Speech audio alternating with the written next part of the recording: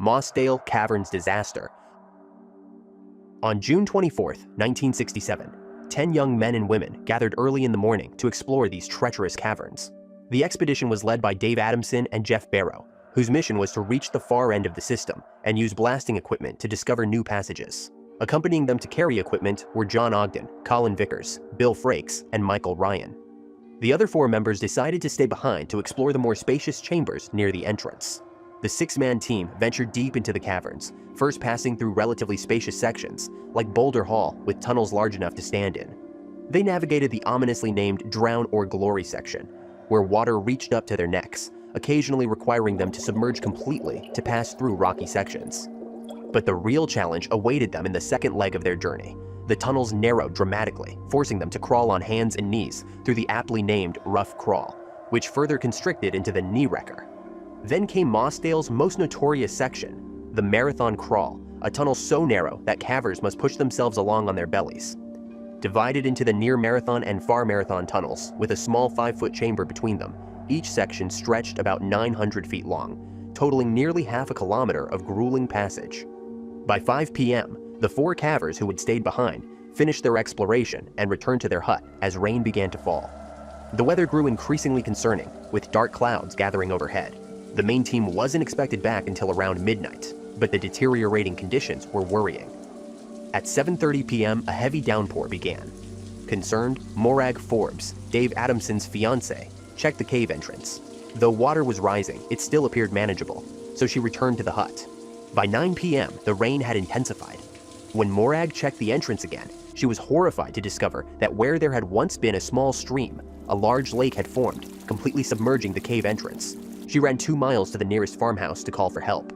Rescuers arrived by 11 p.m. and began the enormous task of diverting water away from the cave entrance. Working through the night with JCBs and sandbags, they finally managed to access the caverns the following morning. A rescue team entered the caves, hoping to find the men sheltered in one of the higher chambers. Reaching the far marathon, they made a grim discovery. Wedged into a rift in the side of the tunnel were the drowned bodies of Michael Ryan and Jeff Barrow, who had apparently squeezed in together in a desperate attempt to find air.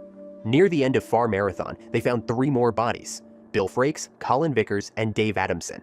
Exhausted and shaken, the team returned to the surface, only to realize they'd only accounted for 5 bodies. John Ogden remained missing. With the water diversion dam beginning to fail, they had to wait until the next day before searching again. When they returned, they carefully examined smaller side tunnels, splitting off from the Marathon Crawl. Finally, they found John Ogden just a few feet from where the final 3 bodies had been located. He had wedged himself into a tight fissure so narrow it seemed impossible for a person to fit, his body so covered in silt and debris that only 1 boot and his white helmet were visible. For 3 years, the bodies remained in the Marathon Tunnel, continually washed by the same waters they drowned in. Only then did another team enter the caverns, and in what must have been an exhausting and distressing operation, bury the 6 bodies in a higher section known as the Sanctuary. Afterward, the entrance was sealed. Gollum Cave accident. On August 17, 2005, 5 friends ventured into the foothills between the giant stone Y on Wyo Mountain and Seven Peaks Water Park in Provo, Utah, near the BYU campus at 3 a.m. The cave had been jokingly nicknamed the Cave of Death during their dinner conversation the previous evening. The group consisted of J. Blake Donner, 24, of Springville; Jennifer Lynn Galbraith, 21, of Pleasant Grove; Scott K. McDonald, 28, of Provo; Ariel Singer, 18, of Orem; and Joseph Ferguson, 26, of Reno, Nevada. At 4:30 a.m., 4 of them crawled into the rocky mouth of the cave, tragically never to return, while Ferguson decided to wait outside. Gollum's cave had been fully surveyed just a year earlier. Its entrance required cavers to crouch in a foot of water through a 100-foot entrance tunnel.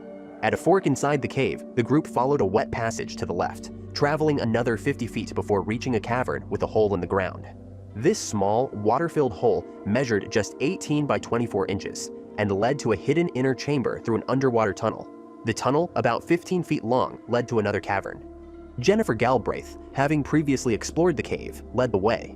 Despite having once passed out from hypothermia during a prior visit, she reassured her friends they could hold their breath and swim that 15-foot underwater tunnel to reach the secret chamber.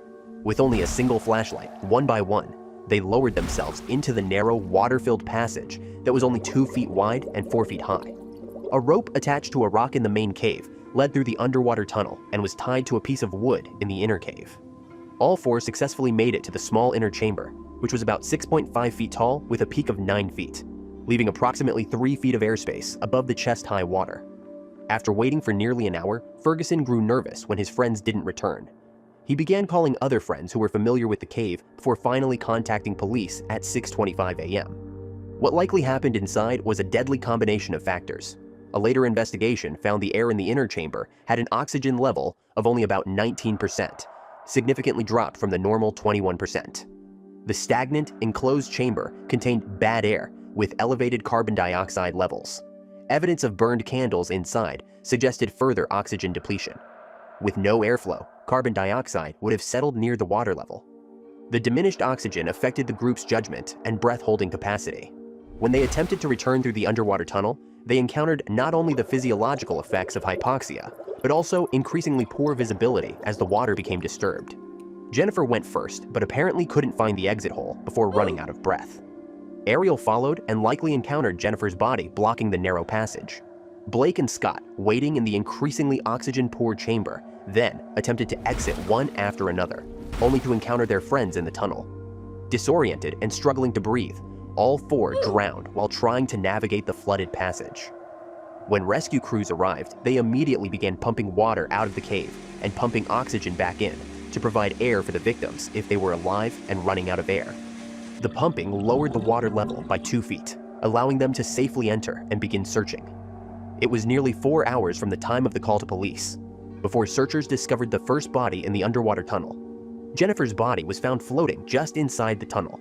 After continued searching, they found the other 3 victims, all facing toward the exit hole. One body was found on the tunnel floor, with the other 2 floating.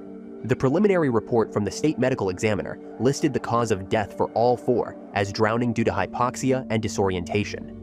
Rescuers speculated that the first body found may have blocked the way for the others. The victims were found wearing casual clothing, including sandals and shorts, hardly the proper equipment for cave exploration.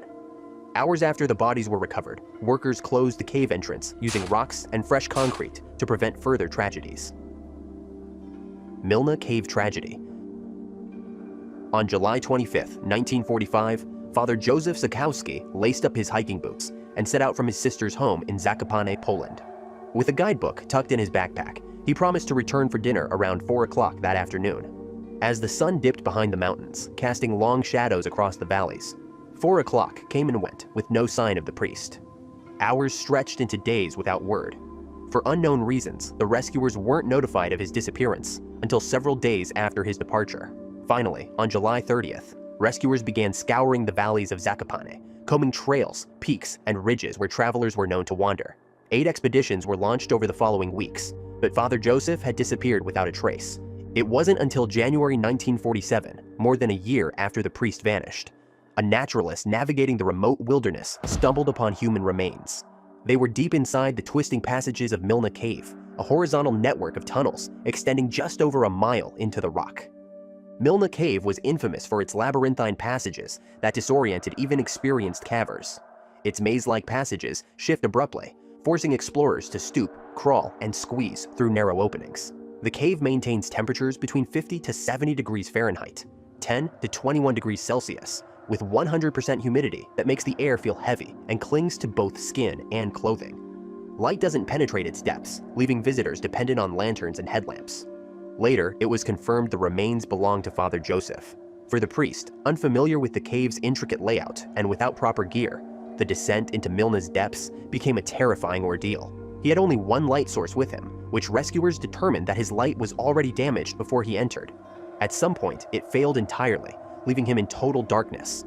Father Joseph was found approximately 985 feet, 300 meters, from the cave entrance, meaning he would have crawled through damp or wet conditions, becoming soaked. With cave temperatures as low as 50 degrees Fahrenheit, 10 degrees Celsius, rescuers believed he had no more than 12 to 20 hours to survive, after his light failed due to hypothermia. His remains were discovered contorted against the jagged walls, his clothing reduced to mold-stained tatters. His wallet, though weathered, still contained identification papers, and his guidebook remained in his bag. Investigators believe he may have perished as early as July 26th, just one day after leaving his sister's home. The recovery operation proved as harrowing as his final hours. The narrow confines made removing his body intact impossible, forcing rescuers to dismember his remains and transport them out piece by piece. Carnegie Cave fire tragedy. At approximately 2 p.m. on July 9, 1967, 3 teenagers, 16-year-olds Jerry, Charles, and Nancy, made their way to the cave entrance. While all 3 had little caving experience, they were led by Jerry, the only one who'd been inside before. The main entrance to Carnegie Cave is a corrugated metal pipe, approximately 150 feet, 46 meters long and 3 feet, 1 meter in diameter, requiring visitors to crawl through it, while traffic rumbles just 30 feet, 9 meters overhead. Beyond this man-made passage, the cave opens into a concrete chamber, leading to a network of tunnels ranging from 3 to 10 feet, or 1 to 3 meters high. Some paths lead to a 35-foot-high cavern with a deep pool, while others narrow into tight, twisting corridors. Inside, they noticed 2 burning candles left by previous explorers. They carefully crept past these flames, with Jerry's flashlight providing their only light. Upon reaching the cave's furthest reaches, Charles announced it was 2:45 p.m., signaling it was time to head back out. As they retraced their path toward the entrance, they noticed something horrifying: a sickly sweet smoke that grew stronger and more pungent the closer they got to the exit. When they reached the pipe, a wall of flames and smoke blocked their only escape route. Panic set in as the teenagers realized their predicament. Covering their faces with sweatshirts in a desperate attempt to shield themselves from the smoke, they attempted to crawl through the inferno. Nancy led the first crawl through the flames, but the heat was unbearable. They barely made it 30 feet before retreating, choking in smoke. They tried again. This time, Charles went first, but the burning metal and thickening smoke forced them back once more. As Nancy and Jerry caught their breath in the concrete room, they realized Charles wasn't with them. In the chaos, he had pushed forward alone. Jerry tried to follow, but the flames made it impossible. The remaining 2 had no choice but to retreat deeper into the cave, seeking refuge as far from the fire as possible. Although the cave remained a cool 15 degrees Celsius, 59 degrees Fahrenheit, the darkness and their fading flashlights provided little comfort. Outside, black smoke pouring from the pipe caught the attention of nearby resident Simon Alleman, whose wife called authorities while he ran to investigate. Minutes later, rescue teams arrived and battled the blaze until it was safe enough to begin searching the smoke-filled passages and knee-deep water for the missing teens. Meanwhile, huddled together on a rocky ledge about 1,800 feet from the entrance, Nancy and Jerry waited for nearly 2 hours in complete darkness. Hearing the rescuers calling out, they responded, and soon firefighters' flashlight beams illuminated their small chamber. Their first question was, "How's Charlie?" But emergency personnel focused on getting them out safely. After almost 30 minutes traversing tunnels, Nancy and Jerry emerged from Carnegie Cave shortly after 6 p.m., fortunately suffering no ill effects from their ordeal. Hours earlier, around 3:30 p.m., Simon saw Charles stumble from the cave, his clothes on fire. Simon rushed to help as his wife called 911. Through the agony, Charles could only say one thing: "2 more are inside." He was rushed to the hospital, but the damage was catastrophic. 2nd and 3rd degree burns covered 59% of his body. 3 days later, he succumbed to his injuries. Investigators later determined that a lit candle had tipped over, igniting tar inside the pipe, turning their only exit into a devastating blaze that claimed Charles's life.